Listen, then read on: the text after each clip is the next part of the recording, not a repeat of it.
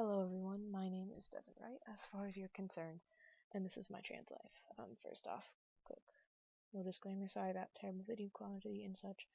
It's late at night and I don't want to wake up my family and stuff. So I'm wearing headphones with a speaker lag. I'm so sorry. And laptop and whatnot, so it's always terrible. So this video, in case you can't read the title, is about dysphoria. Specifically, my experiences with top and bottom dysphoria. Keep in mind, these are my experiences, and it's not really like advice and stuff. It's really just my experiences and talking. And so, obviously, this video could be triggering. I hope not, but let's get started. So, top dysphoria. I've never, well, since I got boobs, I was never really, confident about them. I mean, probably in, 4th grade, because I wore a bra, and, probably was, budding. Not really. I have double A boobs to this day. But, I wasn't confident in them. I really wasn't. It was you. And for the longest time, I really thought it was because I had small boobs. I say boobs. Sorry if that makes you uncomfortable. But, so I thought that was it.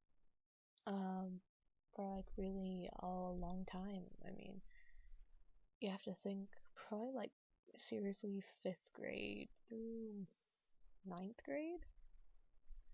9th or 10th grade? 9th grade. So, that's 4 years, which I know isn't that long, but keep in mind, I'm only 16, and for 16-year-olds, that's a while. It's a quarter of my life right there, guys. It's a long time. So, wow. Oh, it would have been. Anyway, so I thought it was because they were too small. And then, boom, freshman year, discover Tumblr. I can't actually clap, sorry. Freshman year, discover Tumblr, woo, amazing. And I, learn about transgender, and I research, can't even talk anymore. And I, kind of realized all of a sudden these people were talking about their first instances of dysphoria, and I had been feeling kind of weird, what if maybe that's me? And suddenly I was like, oh my god, that's it.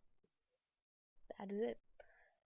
I looked down and realized there's something on my shirt, and I realized my chest is not flat. That sucks. Which is seriously completely backwards from what I had been my entire life. Seriously, I complained about being flat chested for years, and then suddenly I was like, no, I'm not. Oh god, I hate it. And for the record, I did not suddenly grow these voluptuous breasts. I was still a double A.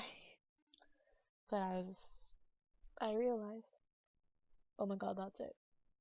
And yeah. And since then, it's actually kind of been a little bit worse. Because it's once you realize what the problem is, it's really easy to identify it. This one hair doesn't want to figure out what side of my head it wants to be on.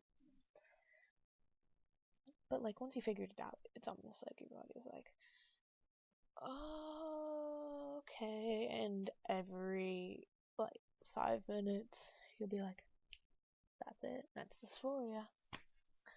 So fun. Hair. But what I did to combat it, because that's really important, is sports bras. I started wearing sports bras like really regularly, like as in only sports bras in 8th grade. But yeah, that's right, guys. Before this stuff, I realized I did like it having actually flatter around then. Probably like 7th grade, I realized I liked it flatter, and 8th grade, I really realized that.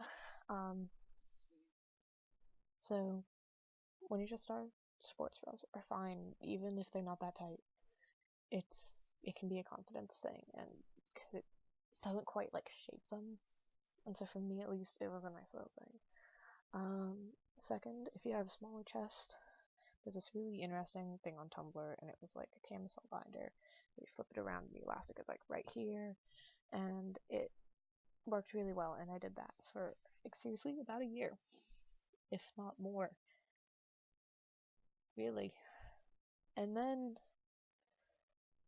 really, what's best is getting a binder like this one. I got the Underworks tank, ultimate binding tank, I think is what it's called. I'm not 100% sure. And it works wonders. I mean, I don't have a large chest, but it's flat. Well, not flat. It's pecs, which is what you want. So that was my experience with top dysphoria. Bottom dysphoria, which is the feeling of, ew, this junk isn't the junk I want. It's interesting. I didn't realize I actually had it for a long time. And, as in, I didn't really realize that it was dysphoria until one day when I was just sitting there thinking about it, and I realized it was. Yeah, great story there. Good job, Devin. But basically what happened was, I think I was talking to somebody about, like, fan fiction, about some, like, smut I had been reading or something, or was writing or something, and I just suddenly realized that, like, I had never really pictured myself in any, like, sexual situation, and it wasn't because I was asexual, because I'm not. I'm actually pansexual. But I realized it was because I was really uncomfortable with my junk. And, since then, what have I done to combat it? Not all that much, because for me, it's not that severe. Like, I do want to get top surgery one day. And a lot of my other dysphoria, which I'll talk about in the next video, I, like, have solutions for and everything. But it's one that, since it's not that severe, I don't really pay that much attention to. What I do, and just, like, plug your ears and mute your screen if you're on, like, I don't want to hear anything about this. I basically, and I won't use technical terms here, I basically, try to forget that I have the whole uterus and vagina and such. And, get them to be like, sorry, my mom was yelling, I don't want to talk too long about it. But basically, your vagina doesn't exist. And what I did was I just really did think of my, can't do it without saying the words. Think of your clit as a penis. And it really did fix it all. There you go, guys. So, that's kind of that. That's my top and bottom dysphoria, kind of outlined for you. I guess it's not that helpful when I'm talking about, like, what it feels like for me, but I'll make a video on that sometime. But, yeah, so that's dysphoria. And in the next episode, I will talk about everything else, from, like, hair and face and hands and legs and everything else. So, yeah, thank you for watching, and I shall see you in the next video.